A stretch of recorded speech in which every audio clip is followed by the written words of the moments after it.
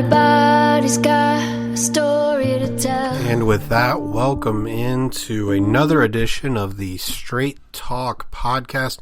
I am your host, Jared Mueller. You can find me, as always, at Jared K. Mueller. That's at JaredKMueller. Hope everybody's enjoying their Sunday with no Browns game in anticipation of Monday Night Football when the Cleveland Browns face off with the San Fransisco 49ers. So before we get to that game preview, I just wanted to provide just a little bit of information about this podcast, as well as just some thoughts on sports media and the careers and those kind of things after a somewhat tumultuous week, specifically around Sports Illustrated and the Maven. So first and foremost, just want to let everybody know this podcast was originally branded specifically as a part of the Orange and Brown Report to cover the Cleveland Browns.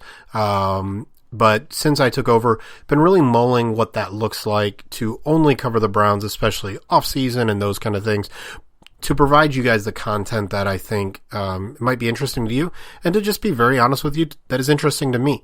And so very, very soon you're going to see a little bit of diversification in the podcast, as well as some rebranding. And so new title, and then that diversification, the way that it'll work, especially for those of you who only care about the Browns, is pretty simply the title of each podcast, and each podcast in and of itself will be focused on one specific subject. So that way, if you are a Browns fan only, you will be able to look at in your iTunes feed or whatever, Spotify's and those kind of things. You'll be able to look, and all that title will be is episode 55. So it'll just say 55.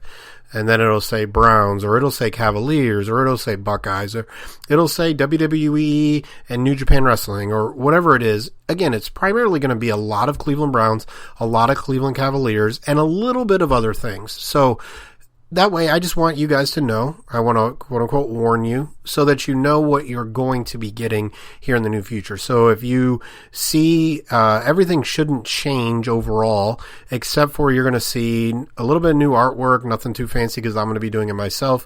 If anybody out there wants to do it for me, please get a hold of me, again, on Twitter, at Jared K. Mueller, as well as a new podcast name, again, just to allow some diversification. We'll still be posting it up, as an article when I have time on the OBR, as well as in the water cooler and those kind of things.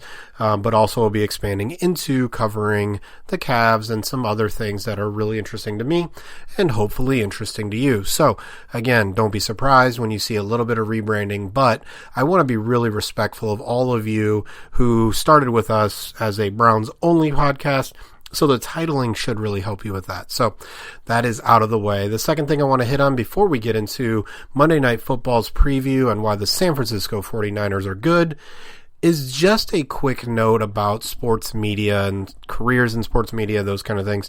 And to be honest, this may be something that I choose to do a longer podcast on in the future. But this week, if you are not on Twitter, or that's not kind of your world, not your niche, you may have not heard that there were some big changes with Sports Illustrated. Sports Illustrated is a revered publication about sports. Obviously, a lot of people know them for their swimsuit edition and those kind of things. But Sports Illustrated is a beacon, is an icon in the sports media world.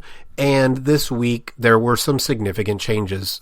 In particular, the Maven, which is a group of sites. I don't know exactly. It's a business that is has taken over Sports Illustrated, basically.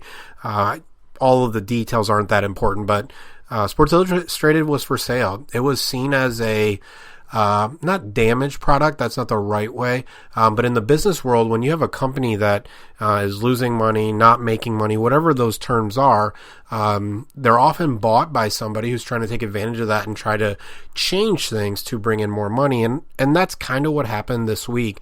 The Maven officially took over late this week after a whole lot of rumors that ended up being true, that there was going to be firings, and so 50% of the Sports Illustrated staff is gone. We can talk about right and wrong and what the Maven's plan is and all of those kind of things. But the reality is that what it tells me and it is something that I've shared with many, many people who have reached out to me over the years about wanting to get into sports media and those kind of things. It tells me this. It is really difficult to make a career in sports media. If I had anybody close to me asking me, should I go into sports media as a career? My answer would be, sure. But you have to have something else going on. In reality, you have to either be really, really, really, really good and irreplaceable, or you have to be creative. And so what I would encourage people is let your sports media be what it is, but get a day job, get a night job, whatever it needs to be, where you can support yourself while trying to grow what your sports media is going to be. I can go through the list, but I can tell you there have been tons of times where I've had conversations or been involved in things where things don't make sense in the sports media world, where decisions are made not because of quality, not because of even clicks, but for other reasons. And that's hard. It's hard to live in a professional world where, just to be honest, people lose their job far more often for far less or for nothing than I've ever seen in my career. And so in my career for 19 years as a mental health professional, criminal justice, all kinds of different areas, people have lost their job because funding got cut, or they're terrible at their job, or they've done something wrong, or whatever it is. But generally speaking, people keep their jobs as long as they're good at their jobs. Right or wrong, that doesn't happen in the media world. People lose their jobs just to lose their jobs. And so I just wanted to kind of jump in on that because it was so easy to jump on the hashtag of Save SI and all those kind of things. And the reality is they were distressed. That's the word I was looking for. That's the business word. SI was a distressed property, meaning they weren't making money. They weren't financially as viable as they needed to be. And to be honest, they were sold at a somewhat cheap price for a reason. So things had to change. That doesn't mean you can't feel bad for all those people, because I know I do. I've had some conversations with some people who are at the Maven, and there's a level of feeling bad, and some of those people are connected to the people that lost their job even before they were connected to Maven, those kind of things.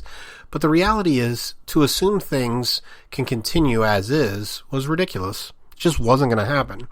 Now, how it happened, maybe it wasn't the best, but no one was ever going to be happy with 50% of people losing their jobs. It just wasn't going to happen. But in the end, what it really teaches us is that a career in sports media is one of the most volatile careers, somewhat quote unquote normal. Like, we're not talking about NFL players, NBA players, those kind of things, of kind of normal careers that are just volatile. They're just difficult. And so I just wanted to throw that out there, that I wanted to talk about it. I wanted to put it on your radar because the sports media world is one that greatly influences fans. It greatly influences how you see sports. If you only listen to me, you would see sports in a very specific way. Probably isn't the right way, because the right way really is some type of conglomerate of people who think this way, that way, and the other, and you putting that all together. But the sports media world, more and more, is a difficult place. And so we feel bad for all the people that lost their job at Sports Illustrated, but also want to see it as a warning for people that it's hard. You may want to not put all your eggs in one basket. Sports media career is not a place that probably many people are going to last long term. They're going to bounce around. There's going to be a lot of stress. There's going to be lots of things, and it's difficult.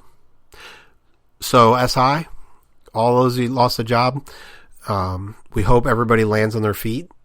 SI as a magazine and as a company, and the website and all that, we hope that they're able to restructure that in a way that is successful so that Sports Illustrated is not distressed anymore. That's what we're looking for. So now that we're 10 minutes in, we've talked about rebranding of the podcast. We've talked about Sports Illustrated. Let's talk about Monday Night Football, our Cleveland Browns facing off with the San Francisco 49ers. And here is where we're going to start. Folks, The 49ers are good. Now, if you only saw their record, you would say, duh. Of course they're good, Jared. They are 3-0.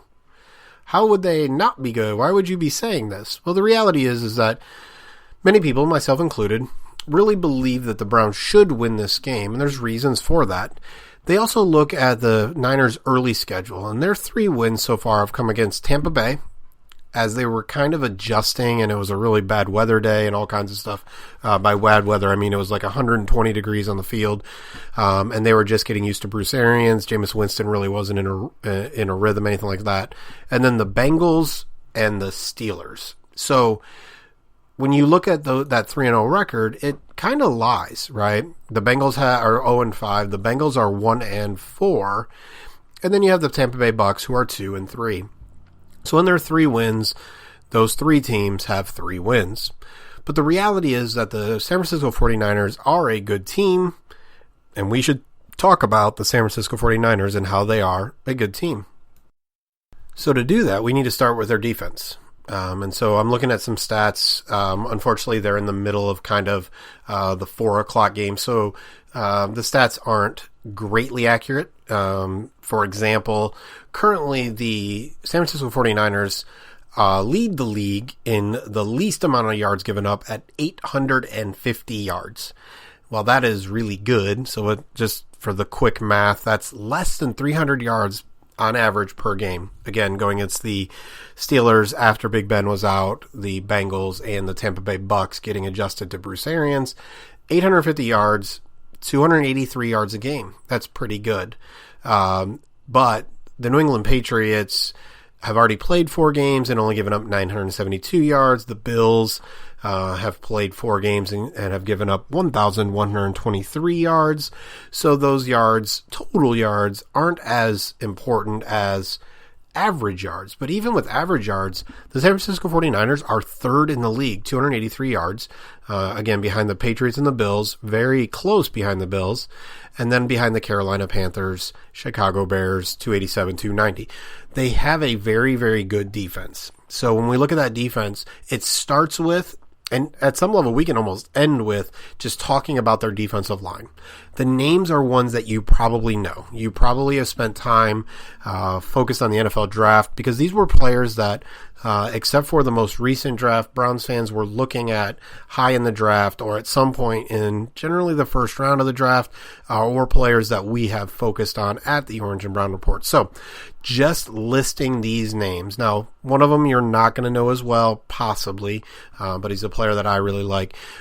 So let's go. DeForest Buckner, Eric Armstead, Nick Bosa, Dee Ford, Solomon Thomas, Sheldon Day. So Sheldon Day is probably the least known by most people overall. But when you're talking about a defensive line against a Browns offensive line that at some level we can just always say is going to be their weakness, right? Baker Mayfield can make Ricky Seals-Jones look like David Njoku for a game. So even though tight end may not have the most talent, it can kind of be worked around in ways that it's tough sometimes for the offensive line. So the Niners' strength goes against the Browns' weakness. DeForest Buckner, Eric Armstead, those are 2 long defenders who can really cause problems both in the run and the pass game. They're able to control offensive linemen with their long arms and their height, but also able to bend and get low enough to really cause havoc, to get around the corner, to shed blockers, those kind of things. And then you have Nick Bosa, who, while he hasn't shown that he has his brother yet, has a lot of talent coming off the edge, but again, can play the run really well. And then you have Dee Ford, who is really just an edge rusher, can drop a little bit, maybe not the strongest against the run, but is going to get after the quarterback, especially when you have players like Buckner and Armstead and even Bosa or Solomon Thomas taking up blocks, 1 or 2. Dee Ford can really get free with his speed and his bend around the edge. And then Solomon Thomas was, I believe he was the number 3 overall pick by the Niners out of Stanford. Really has struggled a little bit trying to find his feet, but is still a very talented player. can cause problems on the inside. I think he's best as a 3 technique, but they moved him outside and all kinds of different things in his short time in the NFL. But Solomon Thomas is a player that can make plays. And then Sheldon Day in the middle of that defensive line, while he's not a starter, I think he can make a lot of impact. So when you think about the Cleveland Browns and when they've done well, it's been Nick Chubb in the run game and the offensive line giving Baker Mayfield enough time to get the ball out. When you also think about the Cleveland Browns and their offense, you think about a quote-unquote shorter quarterback. Now, overall, does that matter? For Baker Mayfield's career, is he going to be worse because he's 6'1" or right around 6'1" instead of 6'4"? No, absolutely not. I don't think it's going to have that kind of impact. But when you have players like DeForest Buckner, when you have players like Eric Armstead, you have some long players who can cause problems. So DeForest Buckner is 6'7". Eric Armstead is 6'7", right? So along with the long arms that go with that, all of a sudden, even if the Browns are trying to get the ball out quickly in short setting, which we'll let Jake Burns and Jonathan Stevenson kind of talk a little bit more about that at some point.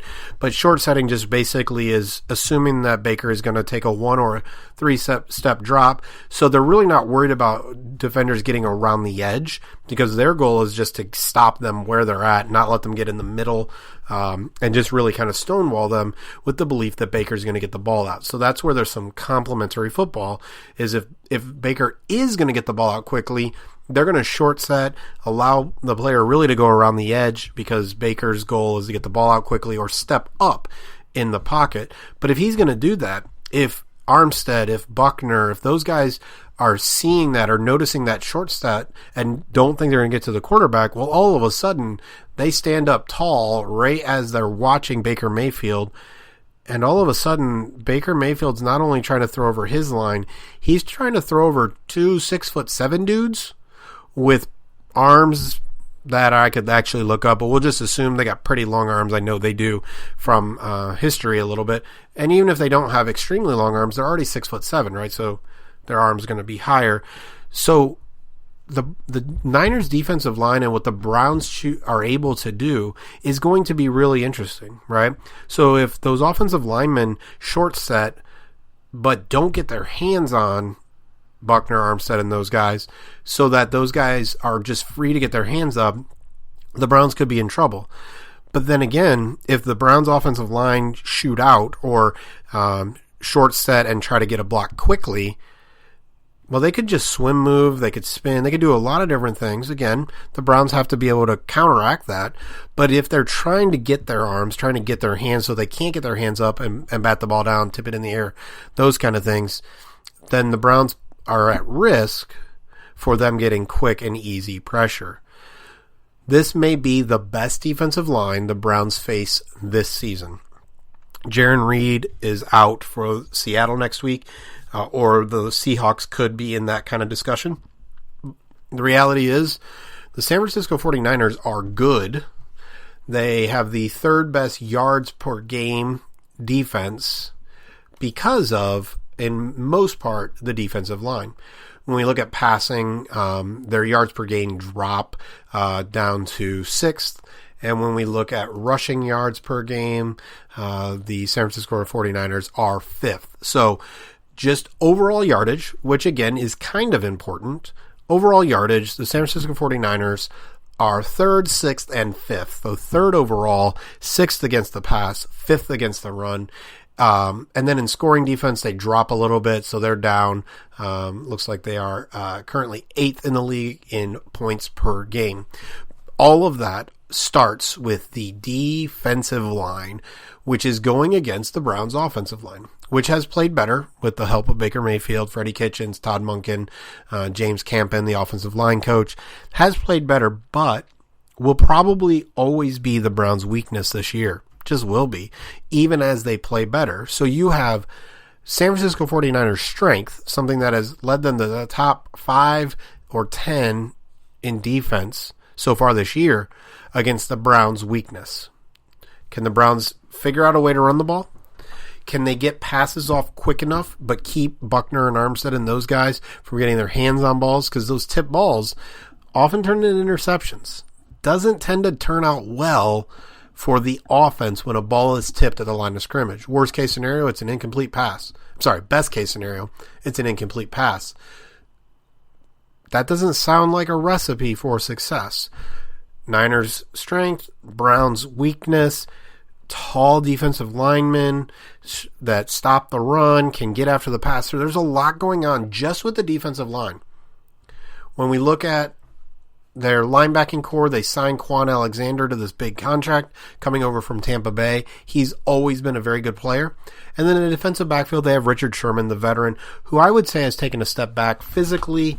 The guy has been through so much. The Seattle defenses were so physical that I think it took a toll on him. But still, as a wily veteran, he is someone they have to be aware of. He is someone who can take advantage. He will see things happening before Baker Mayfield will. So overall, that Niners defense really has come to play. So far in the young NFL season, that Niners defense is is putting pressure on opponents. Now, takeaways, they have 7 on the year, which is kind of middle of the pack. Again, that's for 3 games. Instead of for 4. So there is a significant difference there at this point in time. So overall, the Niners defense is good enough, folks. It is good enough to win this game. Just is. They can make things so difficult on Baker Mayfield, Nick Chubb, the offensive line, that Odell Beckham Jr., Jarvis Landry, Antonio Callaway, Rashard Higgins, I think I hit all of those guys. Ricky Seals-Jones, Hilliard, all of those folks. We can have talent all over the place, but if the defense controls things, it'll be interesting to see how the Browns react, especially early. On Monday Night Football on the West Coast, how will the Browns react to that defense? Because if they get behind, if the defense forces a turnover and the Browns offense starts to press, there could be a long night ahead for Cleveland fans. There may be some good news on the other side of the ball, but we're not going to start there. On the offensive side of the ball, really, you're talking about 2 areas where, while they may not be the high-end weapons that the Browns have, the San Francisco 49ers have a diverse set of weapons that they can play in multiple ways. First, starting with running backs, Tevin Coleman is expected to return and play on Monday night. He was a big free agent signing over from Atlanta. They have Matt Breida. They have Kyle Juszczyk, who is their fullback, but catches the ball well out of the backfield, can block lots of things, and can run the ball. The former Raven fullback who signed over in San Francisco. And then they have Raheem Mostert, which some Browns fans will remember from 2015. He was with the team for a little while. He can catch the ball out of the backfield, play on special teams. Again, these aren't names that are going to jump out at you. These aren't names that are going to make you say, wow, look at those. But these are guys that get the job done. While, again, we're not talking about some type of greatness in name, we are talking about a team that runs the ball well. Currently, again, we're looking at yards per game because of all the differences, people on buys, those kind of things. Currently, the San Francisco 49ers are second in the league in rushing attack with 175 yards per game. That is just 30 yards behind the Baltimore Ravens, who are number 1. We know from last week the Ravens run the ball differently. Lamar Jackson kind of spearheads that. The Browns were able to take control of the Ravens by stopping their run game. With the 49ers, really it is the running backs. It's the versatility of Breida, Juszczyk, Mostert, and now Coleman coming back, who can do a lot of different things, which has helped the Niners to second in yards per game so far in the young NFL season. So while the defense is stellar with big names on the defensive line, the San Francisco 49ers offense starts with kind of a group of semi-no-name running backs. But we all know why those running backs are successful. And that's Kyle Shanahan. And we'll talk about him here in a second. But it's important to understand, you may not, except for some fantasy football owners and people who just are dedicated, you may not know the names Breida, Coleman, Juszczyk, and Mostert that well. You may go, well, we got Nick Chubb, Dontrell Hilliard. Man, if we had Kareem Hunt. Yeah, you're right. Those are more talented and better known names. But again, like we always talk about on the Orange and Brown Report, Straight Talk podcast, as well as the OBR, it's all about games. It's not always about names. Names are fun. Names are interesting, but in the end, the games matter. And so the Niners can deploy running backs who can cause problems in a variety of ways. Out of the backfield, up the middle, outside, in their zone running scheme, play action. They can receive the ball. Juszczyk is a good blocker. All of them in general are pretty decent as pass protectors to help out. But that is a running group that currently, again, while names are not huge and Coleman has missed a lot of time, still is second in the league with 175 yards per game on the ground. If you're wondering, even after that huge game last week by Nick Chubb, the Browns are averaging 115 yards per game. So just to give you an idea what the difference is between the two teams. So when we move on from the running back, see, when you're a Kyle Shanahan team, it starts with the run game, which sets up all kinds of fun play action pass. And that really is why George Kittle, the tight end out of Iowa, has become a well-known name because of fantasy football. George Kittle is often the benefactor of such a great run game, and he's helpful in the run game. He's a good blocker. So they're not just talking about a tight end that can catch and run and all the things that George Kittle can do. He's also a very good blocker, and so that's what makes some of that play-action passing, where he starts to block and then releases or fakes a blocking and then heads out on his route, so effective, is because Kittle is a good blocker. It is something they have to pay attention to. And so it starts with George Kittle, the tight end, but it doesn't end there. Marquise Goodwin is a speed threat. Deebo Samuel can do some of that as well. And then one of my favorite wide receivers from when he came out, Dante Pettis out of Washington, is a real versatile threat. He was a great return man in college. And so his ability to start and stop, to make people miss, and to route run is something that fits perfectly with the Kyle Shanahan offense that he is a part of. And so when you have Goodwin taking the top off, you have Samuel doing all the things that he can do, you have George Kittle all over the field, including blocking, and then you have Dante Pettis, who really, he would have been a perfect New England Patriot. His route running, his quickness, but he can still stretch the field as well. All of those things, along with the backs who can all catch, gives the Niners so much diversity in the passing game. And when you have linebackers and safeties and defensive linemen who are worried about that kind of run game, again, 175 yards per game, when you have all of that combined, it almost doesn't matter that how talented those receivers are. They're going to be open. It's really helpful that they're really talented. They're very good players. Now, are they on the level of Odell Beckham Jr. and Jarvis Landry? Maybe not yet. George Kittle is, maybe a little bit below OBJ, but positionally pretty high as a tight end. That's a group of receivers that doesn't need a Kyle Shanahan offense to be successful, but is even more successful because of the Kyle Shanahan offense. And then we look at the offensive line. That's someplace where, to be honest, offensive line isn't always my greatest strength. I will analyze it. I will look at it. But it takes me a long time. And this week with the Niners, even though we have the extra day, just didn't have the time to really delve as deep as I would like to in the offensive line. But what I can say is Mike McGlinchey, their right tackle, is legit. He's one of the top right tackles in the league.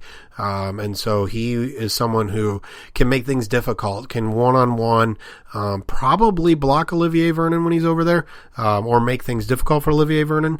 I don't think anybody in the league can block Myles Garrett one-on-one. But the question really is, do the Browns want to line up Myles across from the Niners' best offensive linemen, or so that they have to have help there, those kind of things?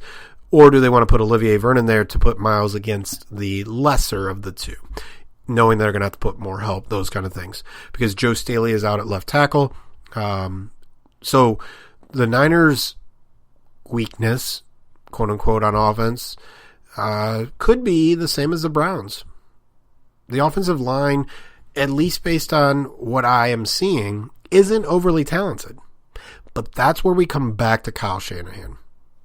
Listen, Browns fans, we saw it in Cleveland with Brian Hoyer and even with Johnny Manziel. Kyle Shanahan's play calling, just like his daddy's, just like Mike Shanahan in Denver and Washington, Kyle has proven in Atlanta with the Browns, with the Texans before that, with Washington, with his dad, that his play calling makes things happen. His schemes, the intricacies of how things work are ridiculous. They make things so difficult for defenses and so easy for the offense. So while when we look at the offensive line, we're not really, I don't know the names as well. We don't know the names as well. And there may not be the high level talent, much like the receivers and the running backs. Kyle Shanahan is the water that raises all ships. He makes everybody on his offense better. But he's dependent on one guy. And that one guy is why I have chalked this up to a win. It is why I believe the Cleveland Browns should beat the San Francisco 49ers. But it's important. Again, the 49ers are a very, very good team.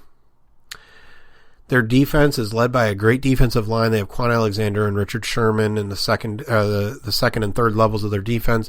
Overall, that defensive line makes things easier for the rest of the defense, as well as just having some talent.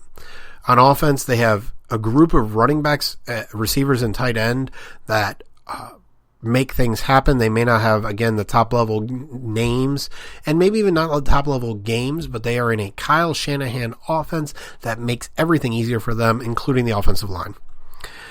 They also have Jimmy Garoppolo as their quarterback. And now I know what you're probably thinking, again, if you haven't watched some of their games, well, Jimmy Garoppolo, wasn't he the guy that Browns beat really wanted? Because he was good looking and he was a Patriot and he played well in New England for the games that he was able to play. Yeah.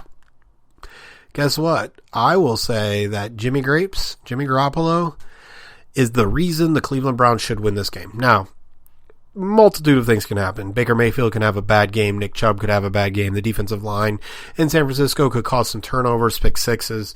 The running game could just dominate. There could be injuries. There could be tons of reasons the Browns will lose. They could lose because this is a very good 49ers team really outside of Jimmy Garoppolo. Now, could he be getting better? Could things improve? Sure. Does it help that the running game is great? Absolutely. It shortens the game. It can kind of explain the fact that on average, they're averaging only 246 yards passing per game. That can be explained sort of by that. When we look at Jimmy Garoppolo for the year, he's completing 69% of his passes for 739 yards, 5 touchdowns, 4 interceptions, and only 2 sacks. I will say that watching him play this year, Kyle Shanahan and his offense are putting Jimmy Garoppolo in positions to be successful, to try to limit his mistakes. Unfortunately, if Jimmy Garoppolo needs to win the game, I do not believe Jimmy Garoppolo can. And that's where we come back to the Browns offense, the Browns offensive line, and Baker Mayfield. The Browns should be able to win this game by putting the pressure on San Francisco to have to throw the football. This is where the Browns offense helps the Browns defense and puts the game in Jimmy Garoppolo's hands. Much like last week, we saw on the Nick Chubb mic'd up. If you didn't see it, it's actually really interesting. Baker Mayfield says something, and I'm paraphrasing, about we need to score here, so we make him, and at that point that him was Lamar Jackson, we make him throw the football. The same thing is true this week. The Cleveland Browns, based on their scoring on offense, can put the pressure on the 49ers so that the 49ers have to throw the ball more than run the ball. That isn't something the 49ers want to do. So far on the year, unlike most or any other team, the 49ers have 114 rushes and only 85 pass attempts, one of those by Dante Pettis. So again, they've only played in 3 games, but 114 rushes to 85 passes is highly unusual in the NFL this year. Really, in the last 3 to 5 years. It's highly unusual to see more rushes than passes. It's just generally not how the NFL works. You're generally going to get 25 to 30 passes at a minimum to 20 to 25 rushes. That's kind of what you're generally looking at. So while that's not a huge difference, over 3 games, the 49ers, if they're like most teams, should have about 30 extra pass attempts to run attempts. They don't. They have almost exactly 30, but 29 more rushing attempts than they do passes. That is a team that does not want to put the game in their quarterback's hands. That's a team the Browns need to try to force to put the ball in their quarterback's hands. That comes down to the offense, and that comes down to the Browns' defense. Can the Browns... It's not just about talent. It's not, again, I can feel this game being one where people are questioning Myles Garrett or Joe Schobert, Demarius Randall, Morgan Burnett, those kind of guys because of angles and tackling and those kind of things. But the reality is Kyle Shanahan's offense is it's not unusual, but it's so good at making it difficult for defenders to be in the quote-unquote right position. They do a very good job of getting defenders just one step farther, one step over, so that they are out of pursuit position. Or, and I believe it was Brian Baldinger from the NFL Network who did this week. If not, I apologize. But there was a video where just using orbit or jet motion, the one I remember was Carl Nassib, on jet motion, because there was this player coming in this motion, as a defensive end, he has contained responsibilities, and so he widened out just a little bit. It was literally a half step to a step. What they did, though, is that allowed the 49ers left guard more time to get over and to seal block Nassib. So in just that little bit of motion, so an orbit motion is the one where they kind of go behind the quarterback. The jet motion is the one kind of in front of the quarterback, where the snap is happening around the same time of the motion. Just that little bit where, again, a defensive end's responsibility in the run game was containment outside. So don't let anybody outside of you. He had to take that half step to one step over, and just that extra step allowed a pulling guard from the left side of the center, the left guard, to get all the way over there to seal him off and open up big holes. So Kyle Shanahan's offense makes things difficult for defenses because just those half step, those one steps over, can put the defender out of a play. And it's not because the defender made a mistake. Nassib on that play, the one I'm talking about and I saw, and I'll try to retweet it at some point in time, he didn't make the wrong play. His job was to make sure to contain, and funnel everything back inside, and he can't let that jet motion or that orbit motion player get the ball and get outside of him. There's more help inside than there is outside. But because of that extra half step or step, that left guard pulling had more time to get there. If there wasn't that jet sweep or that orbit motion coming around, then Nassib goes upfield, becomes more difficult, more complicated for the guard to get to, can muddy up the water for the running back, so that his second level defenders, even if he doesn't make the play, have more time to get there. But because the left guard was able to come and clear him out easily, the running back had an easy lane and a quicker lane to get up to the second and third levels. So my worry from a fan perspective is, watching that play, it could be easy to say that Nassib didn't do something right. And for a lot of fans, Joe Schobert is kind of the whipping boy in the running game. But the reality is that Kyle Shanahan's offense, his schemes, it's not even tricks. But all the little details in his offense, which are difficult at times for players to pick up, his play calls are wordy, all kinds of stuff. But all of that can make it very difficult for even a very talented defense. But it all comes down to the run game.